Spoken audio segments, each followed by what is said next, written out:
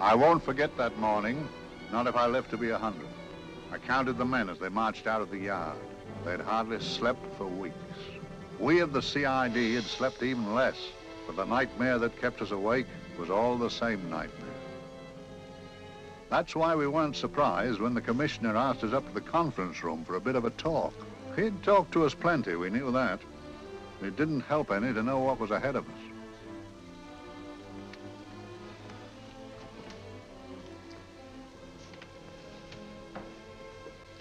Must we have that window open, Gregson?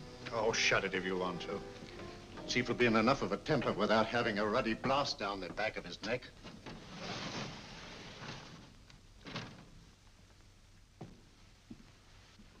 Gentlemen, the commissioner. Stuffy in here. Be seated, won't you? Gentlemen, if you wish to know what able men you are, read any of the works of popular fiction that glamorize your achievements, but don't, I beg of you, read the daily papers. They might give you an inferiority complex. I hate to mention it, but we're confronted with a series of the most atrocious murders since Jack the Ripper. And in the meantime, the CID might as well be playing at shove-hate-me for all the good we've accomplished. Now look. Here, here, and here. Each of these red flags scattered through the city stands for a woman brutally murdered, a woman's terror, a woman's death agony. These are no ordinary crimes. These are the works of a fiend who kills first and mutilates afterwards. A ghoul who hacks off a part of his victim body and carries it away with him, a loathsome souvenir of his butchery. 3 women murdered so far, and you haven't turned in one clue. You haven't given me one lead. Here you sit and wait for news of a 4th victim, with your arms folded.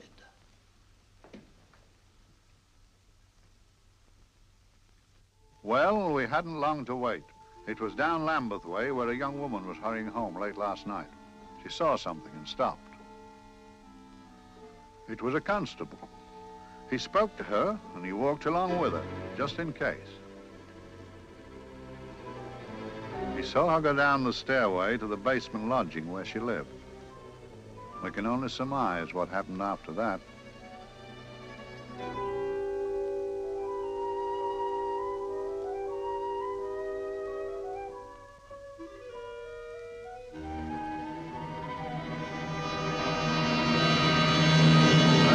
My pride in my pocket and went to see the man who'd so often helped out Inspector Lestrade and myself in the past, Mr. Sherlock Holmes.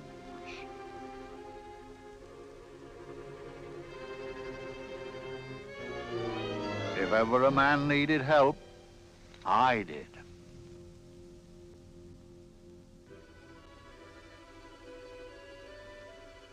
This makes 4, Inspector. 4 defenseless women here in the heart of London. And everyone with the right forefinger hacked off. Not hacked, Inspector Gregson. Cleanly, expertly severed. The work of a skilled surgeon. That's our only clue. Much about the age of my sister's girl. Is there no way of stopping this, Mr. Holmes? Yes. There's a way, somehow. The fiend that did this. I promise. I promise. We've nothing to go on. That's the rotten part of it. We can't get far without knowing the motive. Well, at least we know what the motives were not. It wasn't robbery, nor passion, thanks be, nor yet vengeance.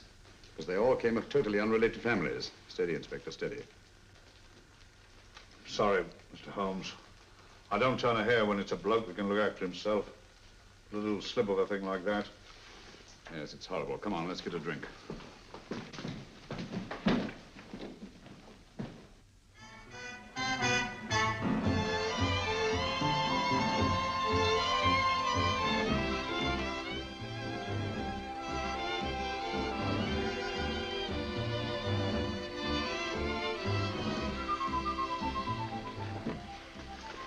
Good evening, Mr. Holmes. Good evening, Vincent. Whiskey and soda, please, and a double for my friend here, Inspector Gregson.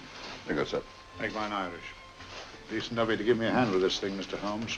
Always a pleasure to be of help to Scotland Yard, Inspector. Little out of my line, looking for a maniac who murders just for the fun of it. Or perhaps just to get a human finger. In all 4 cases, the murderer risked capture by stopping to secure a finger. Well, what for? Who knows? He's just a madman. Perhaps there's method in his madness. If we could just trace those missing fingers. If we could just drain the English Channel, we might find a penny. Huh? Oh, thank you.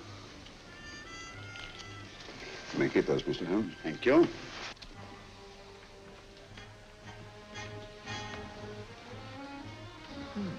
Sir George Fenwick, isn't it? Yes. Is that his daughter with him? Don't be so naive, Inspector. You know everyone, don't you, darling? Well, hardly. A week ago, I didn't know you. A week. How fast it's gone.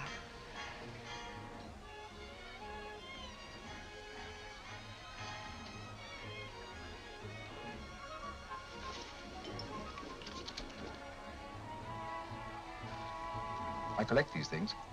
How very quaint of you. Shall we go? Yes.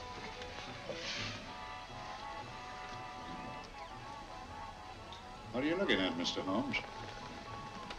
Again, a very handsome woman.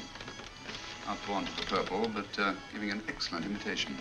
Would you like to come to my flat for a nightcap? Lovely idea. Yes, isn't it?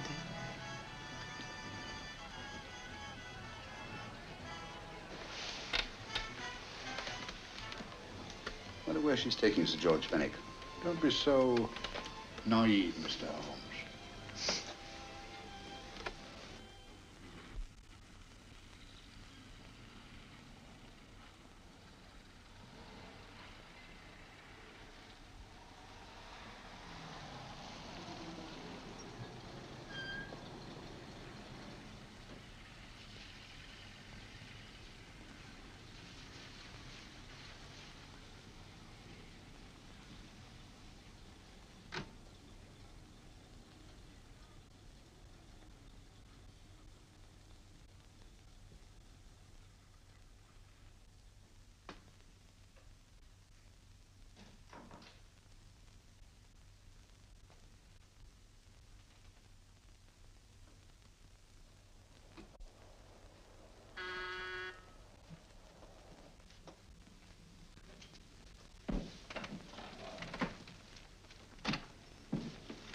Good evening, Mum. Hello, Grandon. Any messages? No, Mum.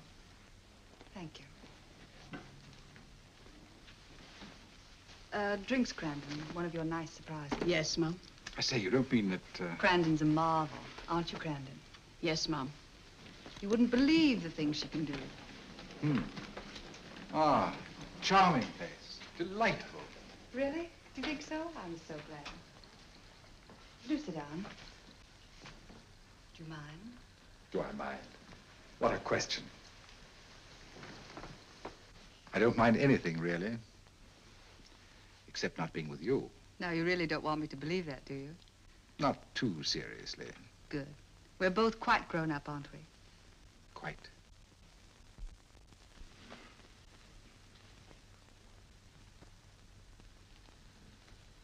You're a treasure, Grandon.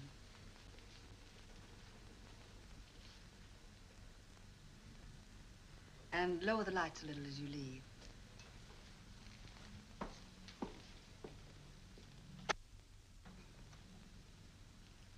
I prefer a more flattering light. In any light, you'd be... Would I? And don't you know it? Perhaps I do.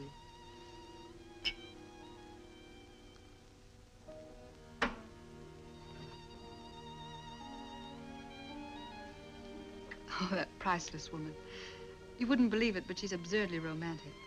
She loves dreamy music, and she thinks that we... But we do, don't we? Do we? Well, it's rather soothing, restful. Yes. And we all need rest at times, like tired children who've played too long. You've played with wooden soldiers, I suppose. Funny. Hadn't thought of that for years. Toy boats were my special joy. Anything I could set afloat anywhere. Like this. And this. Toy boats sailing into the Never Never Land. The land of beautiful dreams. Look. Look, odd, isn't it, how the light is reflected? Little specks of light that move and move. Like stars on a slowly moving stream.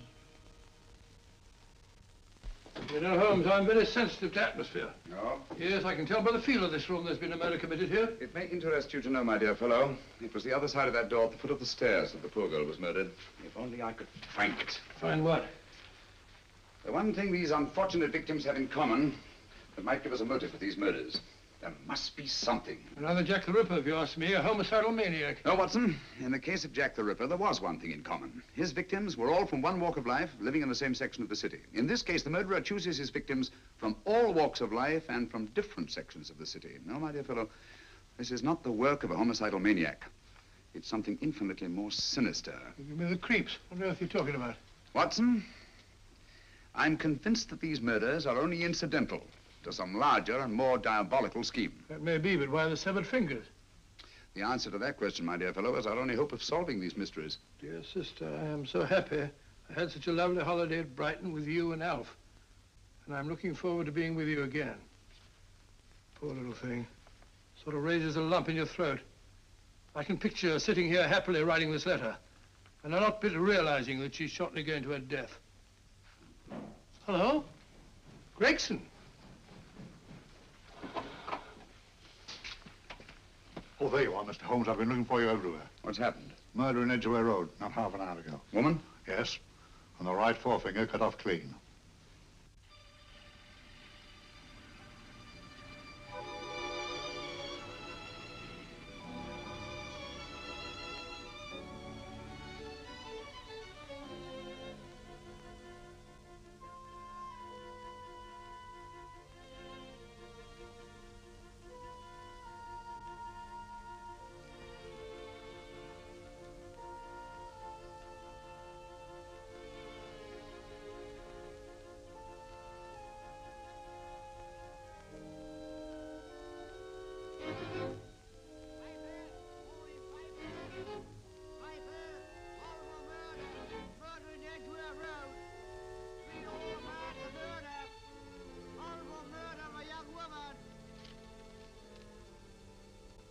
Piper! Horrible murder, Piper! All about the murder! Morning, Piper! All about the murder! Piper! Horrible murder! Another young woman found murdered, Piper, sir! Horrible murder, Piper! Piper! Read all about it! Get your Piper! Murder in Edgware Road! Horrible finger murder. Shocking murder. Murder in Edgware Road. Horrible murder of a young woman. Read all about the murder.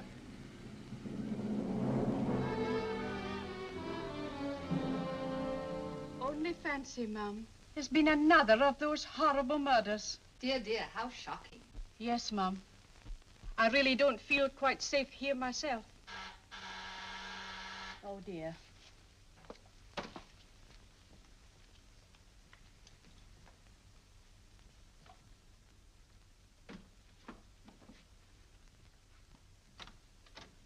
Why, Sir George! I must see Miss Marlowe at once. I don't know if she... I must see her. Where is she? Lydia. Why, Sir George, what is it? What happened? I don't know. You'll have to help me. You've got to help me. But I don't understand. Listen, I woke up a few minutes ago in a cheap boarding house off Edgware Road. I don't know how I came there. I don't know when. The last thing I remember is being here with you. Calm yourself, Sir George. When did I leave here? Well, it was about, It was 10:45, Mum. Precisely. You seemed, forgive me, just a little distressed. Detached, not interested. I thought I'd said something to offend you. I don't remember.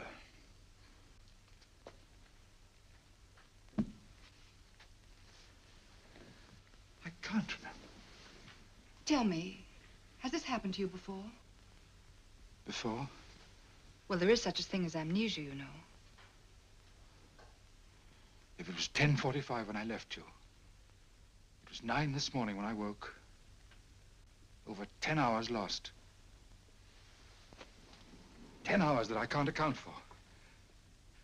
And in my pocket when I woke, I found... Here, in my pocket. That isn't... Oh, it's not for you, of course. It can't be. Excuse me, Mum, but there's a man asking to see the gentleman. Send him away. Yes, Mum. No, please. I'll see him.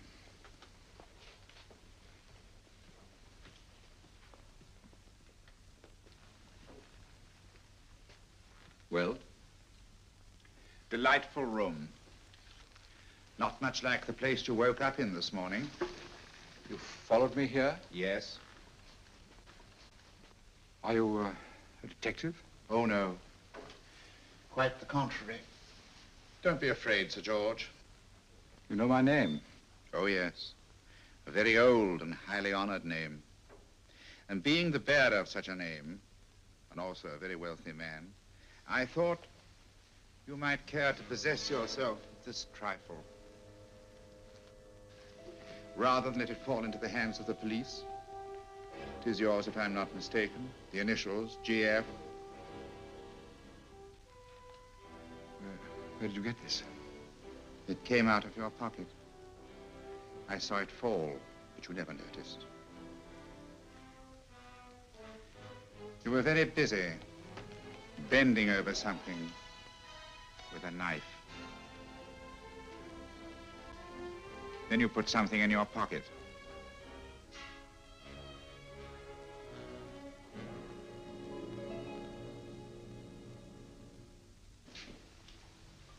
Come along, Holmes, come along, come along. How many more times must I tell you? You're missing a treat. This is delicious. Little jam tarts to follow. Aren't you tempted? You and your flesh pots. They tell me that fish is good for the brains. Brains haven't any. You realize that a whole day and a night have gone by since that bestial affair in Edgware Road? I'm as much in the dark as ever.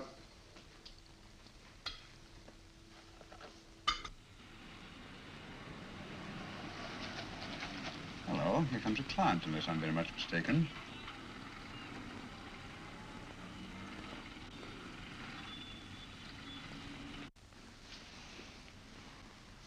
Well, attractive. Very attractive.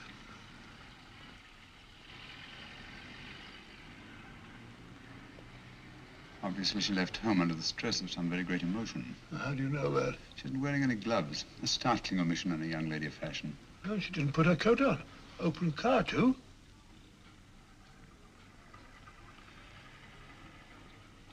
Furthermore, there's something in that bag she wants to show me. What makes you say that? The bag doesn't match her dress, indicating it was picked for size rather than style, to accommodate some bulky object. You amaze me, Holmes. What do you mention, my dear fellow?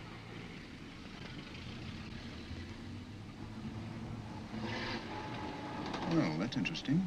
What is? That cab, turning at the empty house. I wonder why he followed her here. Oh, wouldn't you? Quite possibly with glasses.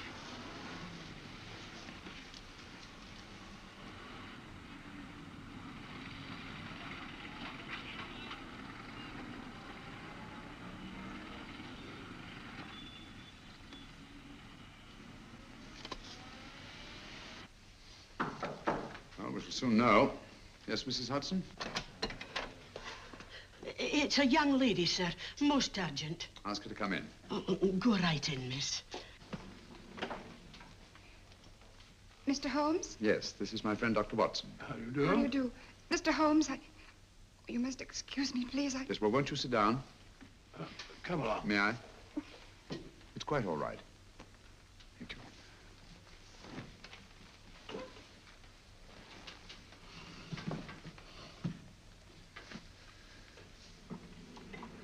Now try to control yourself, Miss Fenwick. You're with friends. You know my name? No magic, I assure you. I've often seen your picture. You're the daughter of Sir George Fenwick, aren't you? Yes. It's about my father that I... What about your father, Miss Fenwick? Oh, I don't know what to do. He's always been the nicest, dearest person. Only since Mother died. Yes, but we know. So I didn't think anything of it when he was away all night before last. But he didn't come home until yesterday at tea time. Didn't come in for dinner at all.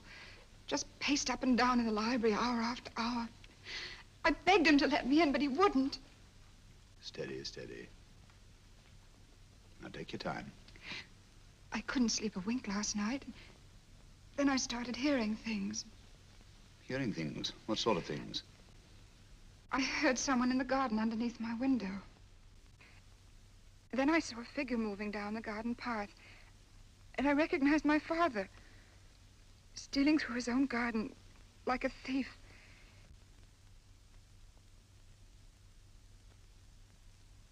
He had a spade in his hand, and he stopped by the greenhouse where he started to dig. This morning, at daybreak, I stole out into the garden and I found this.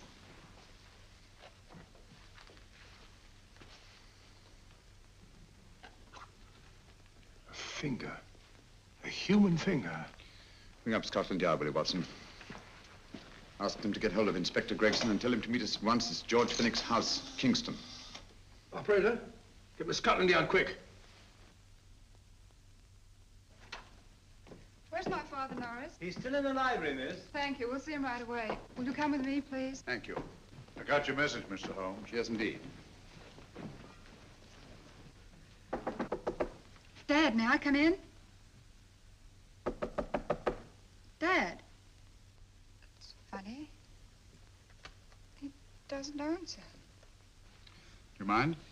Please do. Thank you. Watson, quick. Oh, Come along, no, my dear. no, no. Take charge, Miss Fenwick, please. Sorry, sir. Now, miss, please. Please come along with me.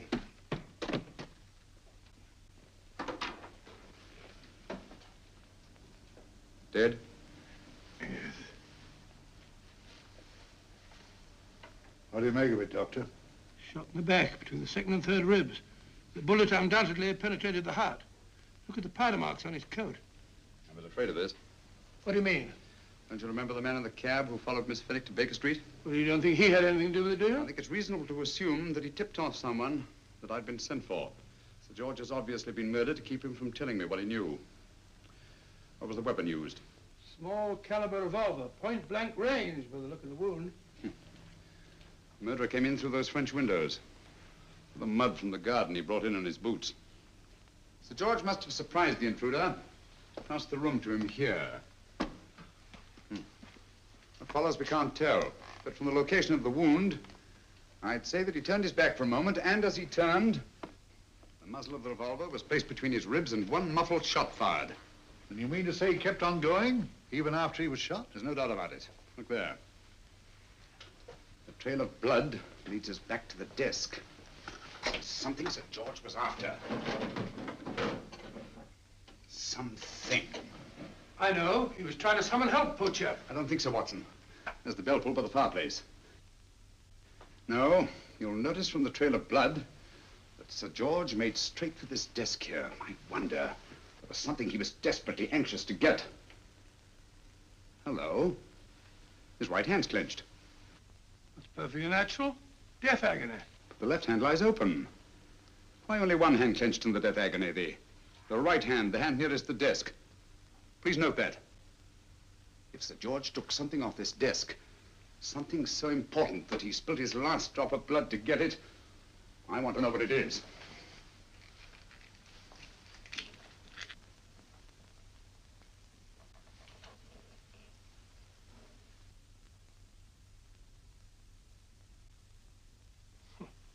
Nothing but an ordinary match folder. Where does that lead us? I imagine to something very important, Gregson. This match folder's from Pembroke House. Why shouldn't it be? He was there, you know. We saw him yesterday. Yes, but the effort he made after he was shot to get hold of this match folder. It's just possible he wanted someone to remember Pembroke House. He may have wished to recall it to someone who saw him there. Someone who, like ourselves, saw him with a woman.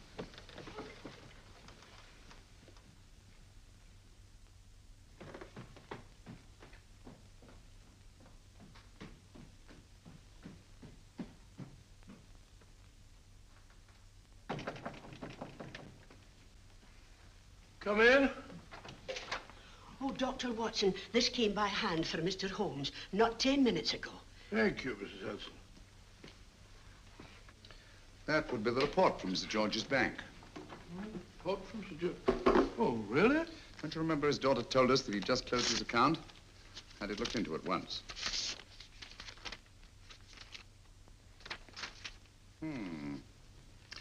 He drew out his entire balance in cash, nearly £10,000, yesterday, just after that young woman was murdered. What does that suggest you, Watson? But he paid it out to someone. Precisely. I smell the faint, sweet odor of blackmail. You don't think he paid it out to someone who saw him murder the McLean woman? Sir George never murdered anyone. But he did have that woman's finger, and he evidently did have and pay out a lot of cash. That's the terrifying part about blackmail, Watson. The victim is afraid to fight the accusation, no matter how false. Once the accusation is made, his name is smeared, and sometimes his life is ruined. Well, Sir George didn't commit these murders. What fiend did? I rather think they're not the work of any one man. Oh, come, Holmes. You don't expect me to believe there's a whole organization going about killing people and chopping off their fingers? No, it's possible, quite possible.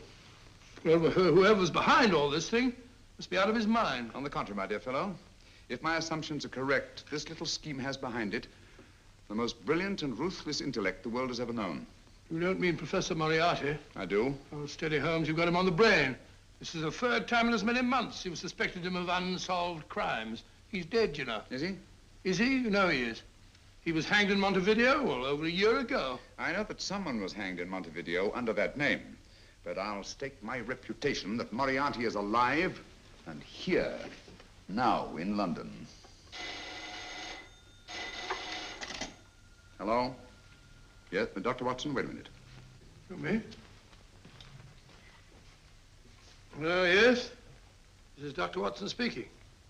No, I'm afraid I've retired. I don't practice anymore. What? Oh, that's a different thing. An emergency case. Well, just a minute. Yes? Yes, well, see that she's not moved.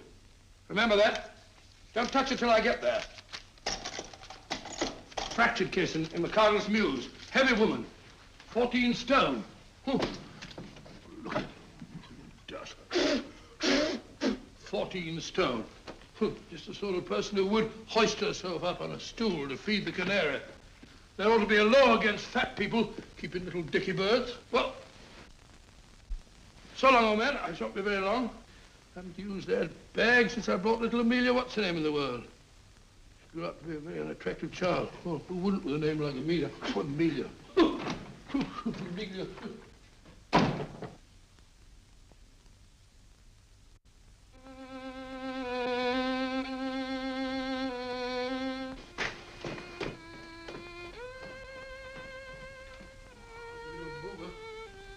People so stupid about accidents.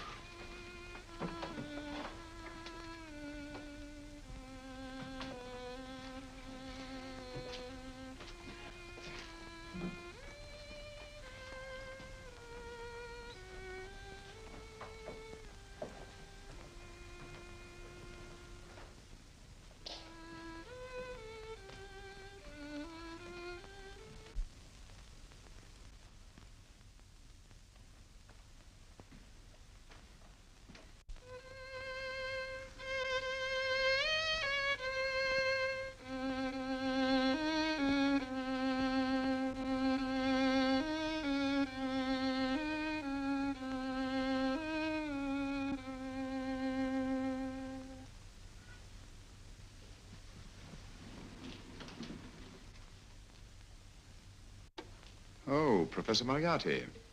Not that I wish to appear inquisitive, but to what am I indebted for the pleasure of this visit? Scotland Yard will be interested. It's very convenient for me to have Scotland Yard think that I'm still dead in Montevideo. I never dreamed of fooling you. Thank you. The thought occurs to me, Mr. Holmes, that there are some advantages in living within the law. You are very comfortably fixed here, aren't you? As I get on in life, the little comforts appeal to me more and more. Oh, I beg your pardon. Won't you sit down? Thank you.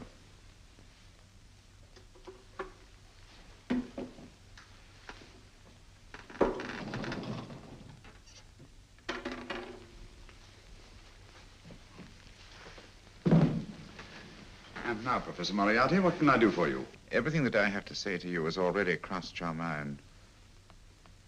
And my answer has no doubt crossed yours. That's final? What do you think? I shall not rest until you are hanged for the finger murders. You've no proof, you know. No, not a shred. But I have you. I could turn you over to the police here and now. You could. But if you did, you'd never see Dr. Watson again. Oh, the telephone call. Quite. I rather assumed you had taken some such precaution. Or I should have snatched up a revolver and indulged in a fit of heroics when you came in. Very smart, aren't you? Not smart enough. Or I should have anticipated you. But if any harm comes to Dr. Watson, I shall seek you out. I shall not rest until I find you, and when I do... No harm will come to Dr. Watson this time. But I can't answer for the future. Mr. Holmes, I should strongly advise you to drop this case. Don't be silly. Think it over. We've had many encounters in the past. You hope to place me on the gallows. I tell you, I shall never stand up on the gallows. But if you are instrumental in any way in bringing about my destruction, you will not be alive to enjoy your satisfaction. And we shall walk together through the gates of eternity, hand in hand. What a charming picture that would make. Yes, wouldn't it? You know, I really think it might be worth it.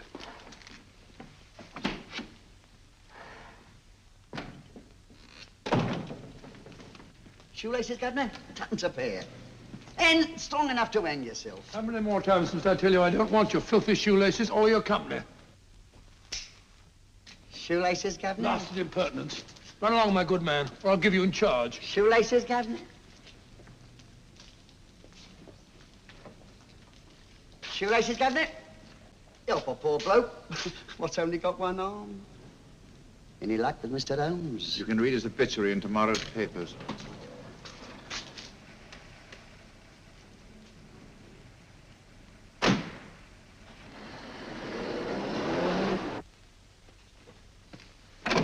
Oh, there you are, Watson. Come in. I was, just going out to look for you. Look for me what for? Suppose you don't think I know my way about. Well, you're right, I don't. Blast all practical jokers anyhow. Know where I've been? On a wild goose chase. Exactly. There's no such number in McCardle's Muse. Some fool's idea of a joke. Did you see anyone? No, nobody especially. Only a whining old idiot selling bootlaces. Persistent beggar, wasn't he? Stuck to you like grim death. Huh? How do you know? And finally left you for someone who looked like better pickings. Someone, my dear Watson, was Professor Moriarty himself. What? He's just called on me. Moriarty here and you let him go? But you must be out of your mind. Why? Well, he bluffed me into believing that he was holding a friend of mine as hostage. Friend of yours who? Oh, nobody very important, just a fat, lazy fellow. Medical man, I believe. Medical man? Do I know him? Yes, I think you do. A fellow by the name of Watson. Watson, never heard.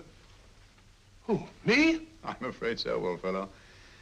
Your street hawker's job was to do away with you in a certain contingency. And you let Moriarty go? Because of me? I had no choice. I can't afford to lose you, old fellow. Well, it's very decent of the old chap, I must say, but... I wish you'd nabbed him. We shall, never fear. I know the motive for the finger murders. All I have to find out now is the method used with the blackmail victims. Method? Yes. How does Moriarty get them to the scene of the crime? How does he plant those severed fingers on them? And how does he scare them into believing that they may have committed those atrocious murders themselves? Curious.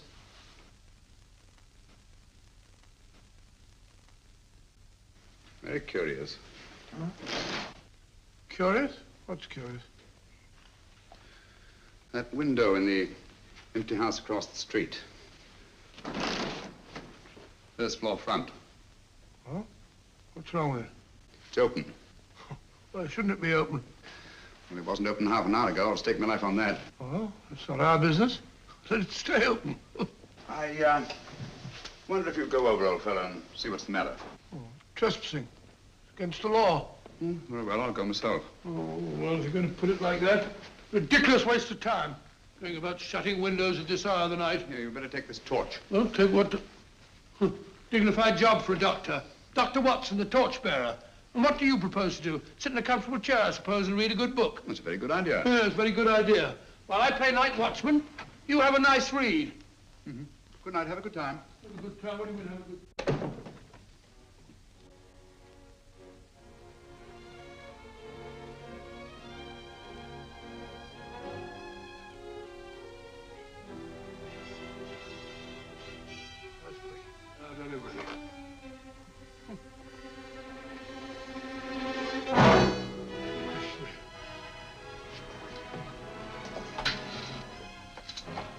What's it for?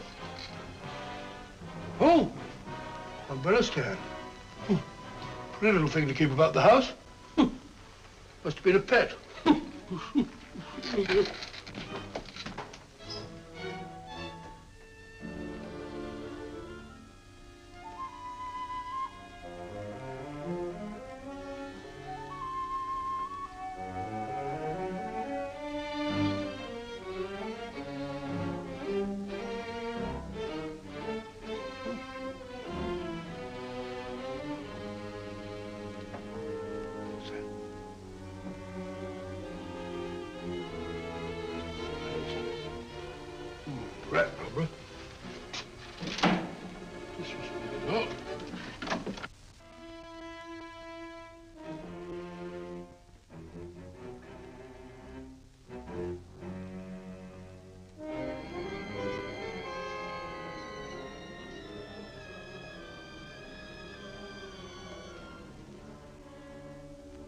He sits comfortably reading a book.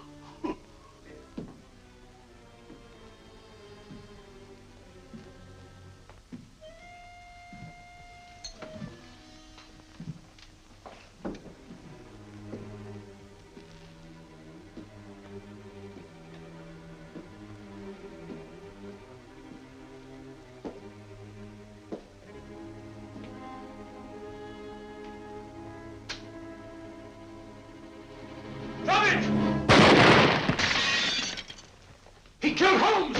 He killed Sherlock! Watson. You? But I saw him shoot you a second ago. Not me, my dear fellow. Merely the bust of Julius Caesar. Incidentally, you may have noticed that all through the ages, prominent men have prominent noses.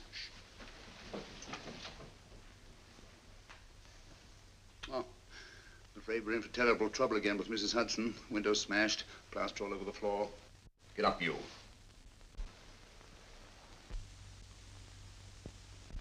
Corporal Williams, Middlesex Regiment. Discharged from the army as physically unfit.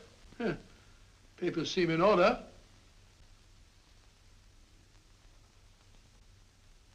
Now, Corporal Williams, you've seen service in the Far East, haven't you? The East? I thought so. Look at his complexion, Watson. Yellow as saffron. He's been taking atabrine. Cure for malaria. Sniper, aren't you? Sniper. Why did you try to kill me? I had to kill him. I had to. Oh, snap out of it. Stop it, Watson. He's shamming. No, he isn't. Who told you to kill me? She told me. She told you? She told me I couldn't miss. Well, luckily you did miss, you murderer. He isn't a murderer, Watson. Listen, Corporal Williams. She told you you had to do it, didn't she? I had to do it. I've got it, Watson, I've got it. Got what? The method used in the finger murders. Well, what is it? Hypnotism, my dear fellow, hypnotism. And it wasn't against his nature, that's the devilish part of it. They picked a man for their purpose whose job was sniping. Who are they? Professor Moriarty and his finger murderers. Williams spoke of a woman. I think you'll find that she asked him home tonight for a drink. Nice quiet rooms, soft lights, music. You got it all pat, Mr. Holmes. What's the lady look like? Up 30, nice figure, blonde, lustrous eyes. Oh, really? Got a phone number? Oh, so? Williams will give us her address. Look after him, Gregson. Don't let anyone come near him. He's our key witness in the finger murders. Well, I hope you're guessing right, Mr. Holmes. Get up, Williams. Now, go with Inspector Gregson anywhere he tells you. Come on. Yeah. Ring me as soon as he comes to himself, will you? I will. Good night, gentlemen. Good night. Well, if you believe that fellow Williams was hypnotized, I suppose you think Sir George Fenwick was hypnotized too. Yes, I'm quite sure of it. Have a cup of tea? Thanks, old boy. Nothing to eat. But why didn't these people make Sir George do the murder himself? Because they didn't want to get him hanged. They wanted to blackmail him. Well, who do you think the actual murderer is? One of Moriarty's gang. A diabolically simple technique. Kill a woman. Yes, but why cut off the fingers? My dear fellow, don't you understand? The severed finger is what links the blackmail victim to the murder. He wakes, finds the grisly thing in his pocket. He doesn't know how it got there. He's no idea that he's been hypnotized. For all he knows, he may have committed the atrocious crime during some dreadful lapse of sanity. In that state, when he's utterly demoralized, the blackmailers take over. Is that it? Undoubtedly. You see, they swear that they saw him commit the murder.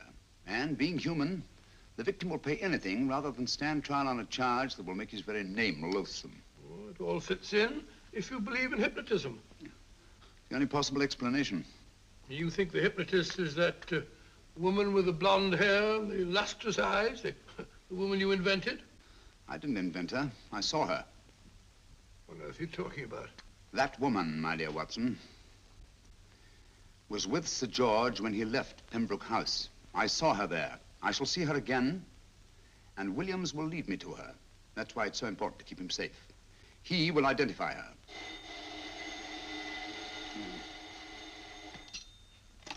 Hello? Yes? Inspector Gregson? What? Well, get every constable in the district. Yes, I'll be over at once. What's happened, Holmes? Williams is missing. Great Scott! Come on.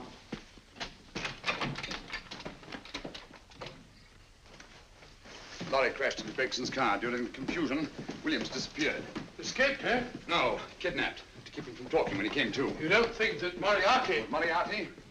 Anything is possible.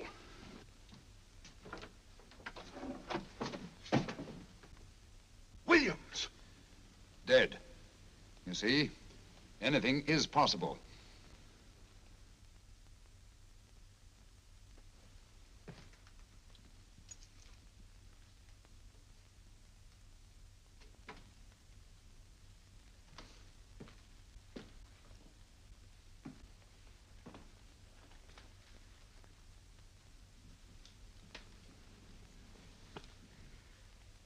Oh, good morning, Professor Moriarty. You startled me. I'm dressing another dolly, a dear little nurse. Is there anything wrong with your finger? Just a splinter. Nasty thing, splinters. Most trying. One can't be too careful, but I'll get it out for you. I have the very instrument to help you. Sharp enough to split a hair. Put those tools away until they're needed. But they're not tools, sir. They're instruments. Put them away. Is Lydia in? Yes. But really, you should let me. Get dressed. Holmes and Watson just left Baker Street for the Mesmer Club. Mesmer Club? The meeting place of all the top hypnotists in London. Do you suppose that Mr. Holmes is onto our method? If he suspects, it's merely a suspicion. It's our business to see that it ends there. I hope you're right. Williams passed away before he could talk, remember? What do you want me to do? Go to the Mesmer Club, meet Holmes, and induce him to come back here. Isn't that a bit dangerous? Every meeting with Sherlock Holmes is potentially dangerous. However, you say he didn't see your face at Pembroke House. And how would you suggest I get Mr. Holmes to accompany me here? Kidnap him? Oh, no. Holmes has one weakness, his insatiable curiosity. If you can arouse that, you can lead him anywhere. It's up to you to take advantage of any opportunity that may arise. This way, please, gentlemen. I'll tell Dr. Onslow that you're here. Thank you. And this is the Mesmer Club. If you ask me, hypnotism is a lot of mumbo-jumbo. Oh, come now, Watson. As a medical man, you must admit that hypnotism has its place in modern science. That may be, but 90% of hypnotists are crooks of the worst kind. Nothing more than a lot of charlatans exploiting weak-willed morons. Ah, Dr. Onslow, I believe. Happy to meet you, Mr. Holmes. Your brother Mycroft suggested I might be of help to you. He's a valued member of our little group of charlatans and crooks. Oh, beg your pardon, sir. I didn't know you were listening. Behind the curtain. My friend, Dr. Watson. Oh, delighted. Oh, do you? I wonder now. You see, we're in the midst of a little experimental session at this very moment. If you'd care to join us. Oh, certainly, certainly. That'd be very instructive. Oh, well, will you follow me? Thank you. Behind the blasted clinical. In treating his patients. But today, the therapeutic value of hypnotism, as we now call it, is conceded by innumerable physicians. Especially is it of value in surgical cases where the administration of local or of general anesthetic is inadvisable. Inadvisable poppycock. Oh, sorry. For the sake of latecomers, I may say that I have placed this subject under profound hypnosis. In this condition, he can feel no pain, even under applications which normally would be excruciating. Excruciating? You excuse me, please. Carter, you are having a peaceful sleep. You feel nothing.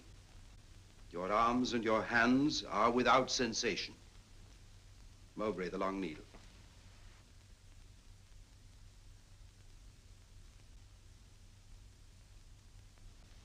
Carter, give me your right hand.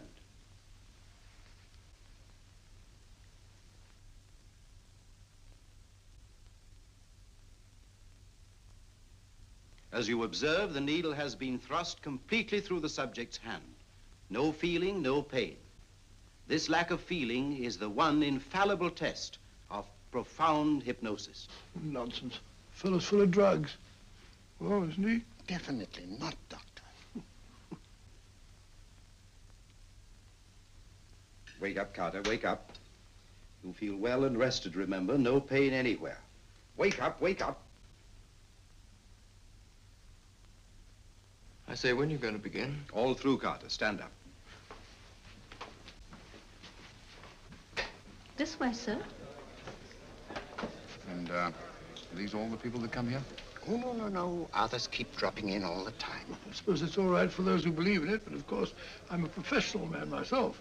Then you don't believe in hypnotism, Dr. Watson? Oh, I don't deny that there are certain types of hysterical, feeble-minded people who go under if you point your finger at them. But anyone with an ounce of character... How right you are. You see right through our little artifices, don't you, Doctor? Right through, my dear sir. Right through. Quite so. But with the feeble-minded, as you say... excuse us, Mr. Holmes. Certainly. Step over here, won't you? Certainly, sir. Anything to oblige. Let me show you how easily we charlatans take advantage of them. Now, sit down, Doctor. Now, we set a thing like this in motion. It's wonderful, the attraction on the feeble-minded, of course. The continuous motion, if they just let themselves follow it.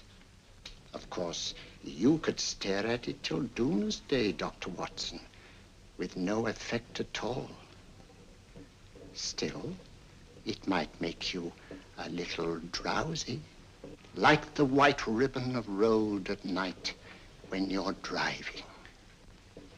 The rhythm is smooth, unbroken, and the road goes on and on, round and round, always the same, winding and winding. And you're drowsy, you're tired. Let the road come into you, as it were. The long road, the smooth road, the road to sleep. Sleep.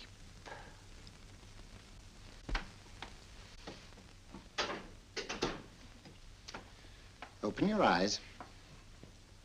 Stand up. Turn around. And now, Dr. Watson, you're on a holiday in Scotland. The country is amazingly beautiful. We're coming to a stream. It isn't deep. Better take your shoes and socks off.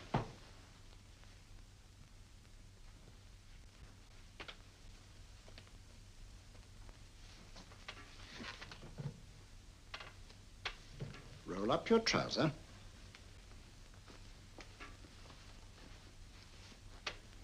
That will do. The other leg is waterproof. Turn around. Mind the pedals.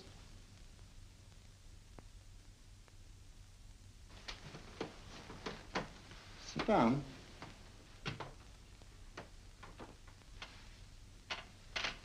Wake up now.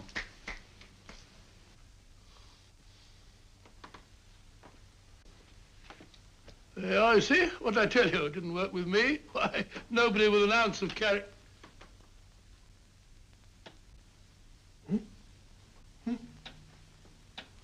I think you'll need these.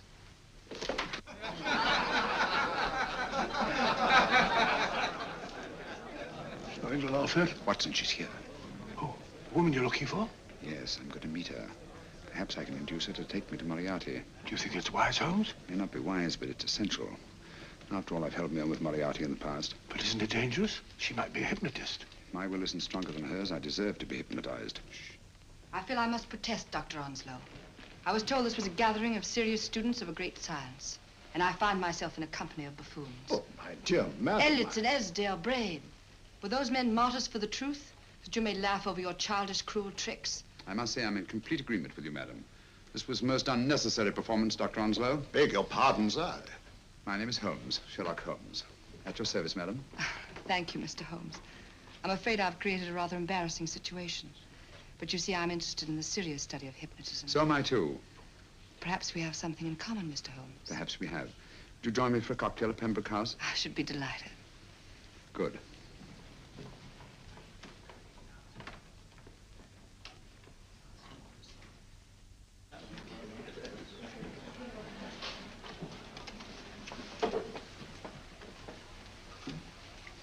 Thank you. I didn't know there was such a pleasant place in London. It was so nice of you to suggest our coming here. I thought a little pick-me-up would do us good. You mean you thought I looked... I like the way you look. Thank you. I suppose I did lose my head a little at the Mesmer Club. But you see, hypnotism is almost a religion with me. I know so well what it can do to help and heal. And I can't bear to see it used for trivial purposes. I know very little about it. That's why I went to the Mesmer Club. You see, I'm rather puzzled just now with the case that I'm working on. How fascinating. Tell me about it. It's the murder of Sir George Fenwick. Fenwick? Who's he? Quite a well-known figure. Odd now I come to think of it. Last time I saw Sir George was here at Pembroke House. Strange. Yes, isn't it? He was sitting, I believe he was sitting at this very table. Cigarette? Thanks. Do go on. There was a charming lady with him. He was lighting a cigarette.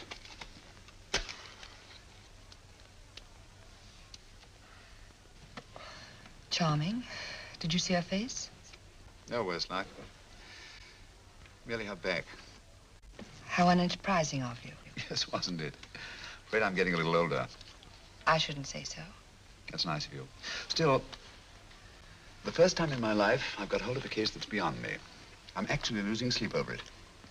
You know, Mr. Holmes, I believe I could help you. Really? I should be very grateful. You're amused. Oh, merely skeptical. How would you go about it? I've used hypnotism more than once in healing. Not for profit. I'm not a professional. But I do think I could help you. If you'd care to... I can't think of a pleasanter experience.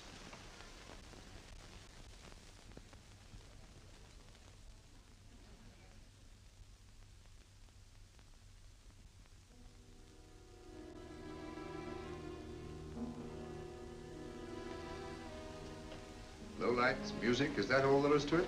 You must relax, Mr. Holmes. I'm afraid you're a rather difficult subject. So I thought perhaps a little help. Materia medica might be advisable. Drugs?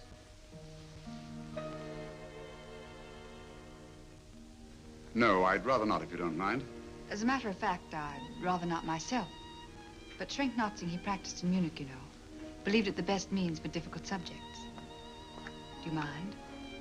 Well, as a matter of fact, I don't approve of sedatives. Just as you wish. We don't have to go on with this at all, you know. Wait a minute. Wait a minute. All right. I'll take a chance. It's really quite harmless. What is it? Cannabis japonica, an oriental soporific. You'll need water.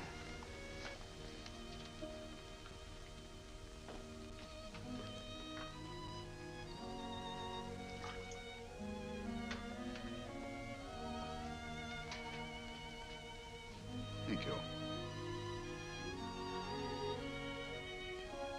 Now sit down, Mr.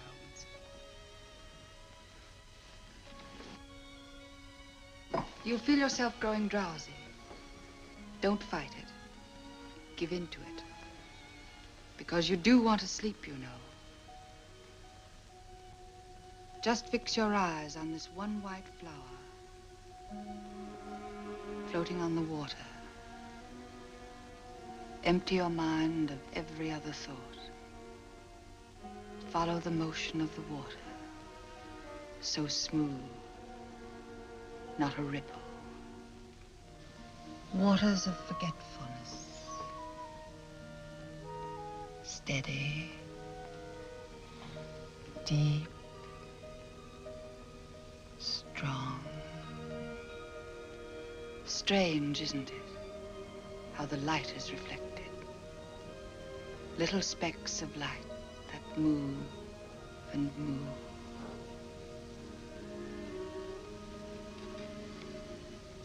It's restful here. It's peaceful. It's friendly. And you're very close to finding what you're looking for. You'll find them soon now. The guilty ones. When you're rested, gentle waters closing over you. Steady, deep, strong. Drawing you down,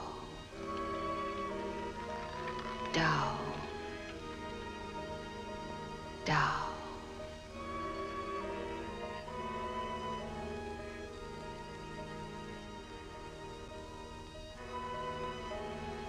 Sleep. Sleep. Sleep.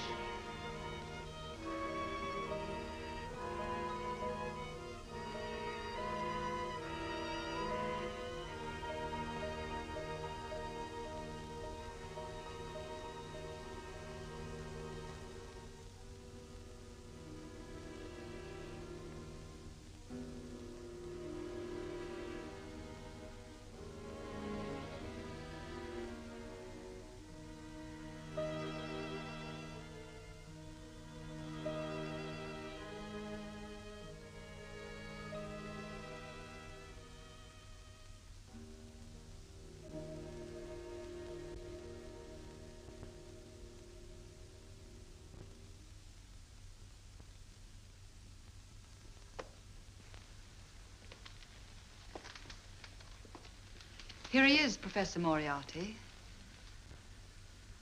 Stand up, Mr. Holmes.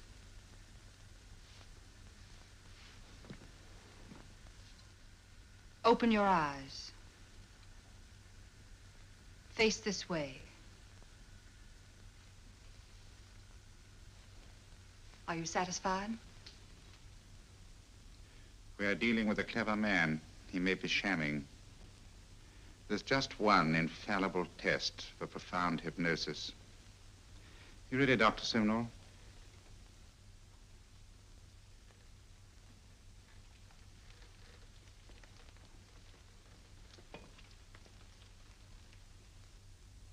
That will do, Doctor. He couldn't fake insensibility to the knife. I congratulate you, Lydia. Turn round, Mr. Holmes. Now walk to the desk.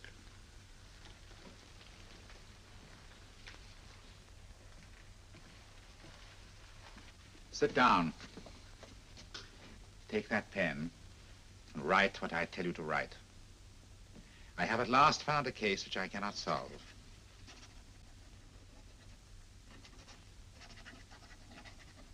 I have outlived my usefulness. Therefore, I have decided to end my life.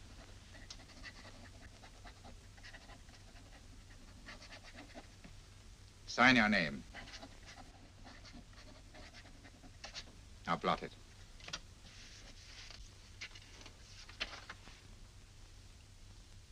Fold it up and put it in your pocket. Come, Mr. Sherlock Holmes. Go out onto the terrace. But it won't look like suicide, sir. I'm sorry, but Mr. Holmes' injuries must all be self-inflicted. Let's walk a little, Mr. Holmes. It's so pleasant here in the garden. Just step up here onto the terrace. It's a nice, broad terrace. Now turn to the left and walk slowly to the end of the terrace.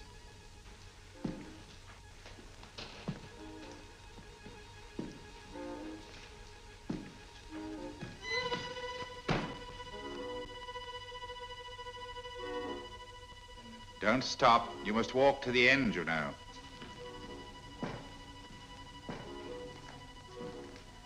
The end leads to an open doorway. You can pass through it in perfect safety. In the room beyond the doorway, you'll find what you've been looking for. Must you drag this on? This is the moment I've been anticipating for a long time, my dear. Go on, Mr. Holmes.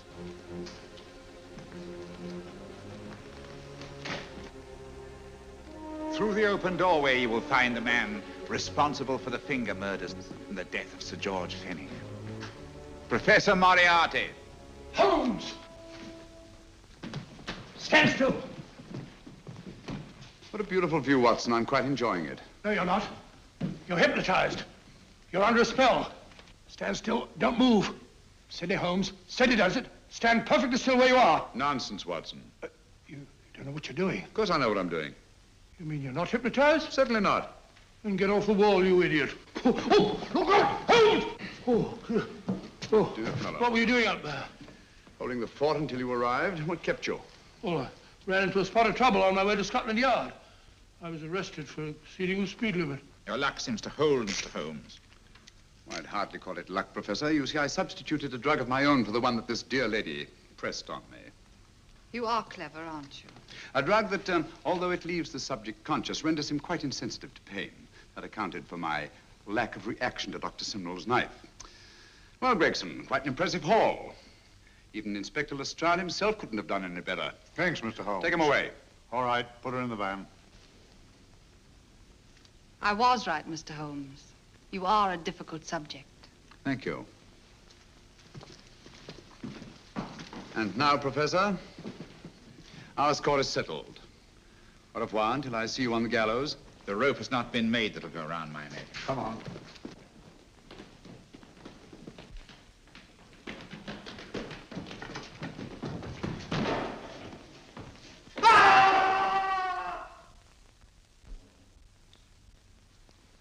take care of things, Mr. Holmes. Thank you, Inspector. Come on. An evil man, Holmes, but what a horrible death. Better than he deserved. What are you thinking of? I'm thinking of all the women who can come and go in safety in the streets of London tonight. The stars keep watch in their heavens. And in our own little way, we too, old friend, are privileged to watch over our city.